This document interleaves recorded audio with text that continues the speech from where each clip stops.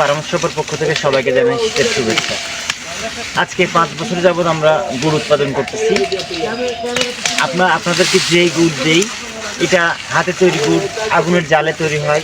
তো এক এক দিন সামান্য এদিক ওদিক হতে পারে, কিন্তু আমরা আপনাকে যে গ্যারান্টিটা দেবো সেটা হচ্ছে যে এই গুড় সম্পূর্ণ প্রাকৃতিকভাবে তৈরি করা হয়। আর যেই গ্যারান্টিটা আমরা আরও দিতে চাই সেটা হচ্ছে যে এটা আমার নিজের বাড়ির অভিজ্ঞতা থেকে বলছি।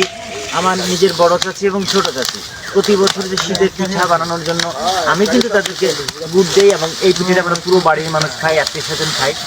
তো তাদের দুইজনের অভিজ্ঞতায় একটা কথাই তারা বলেছে যে বাজারের যে কোনো গুড়ের তুলনায় আমার এই তৈরি করা গুড় 50 থেকে 60 ভাগ দিলেই একই পরিমাণ মিষ্টি হয়ে যায়।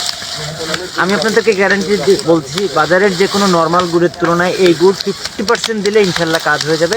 এই গুড়টা ভীষণ মিষ্টি, ভীষণ সুস্বাদু, এবং এখন চলছে কড়া শীত। এই কড়া শীতের তৈরিকৃত গুড়গুলো আপনারা অনায়াসে ফ্রিজে ছাড়াই 1 মাস থেকে 2 মাস পর্যন্ত রেখে দিতে পারবেন। 1 মাসের মধ্যেই ভালো হবে, কিন্তু যদি এর বেশি দিন রাখতে চান তাহলে ফ্রিজে রাখতে হবে। ধন্যবাদ।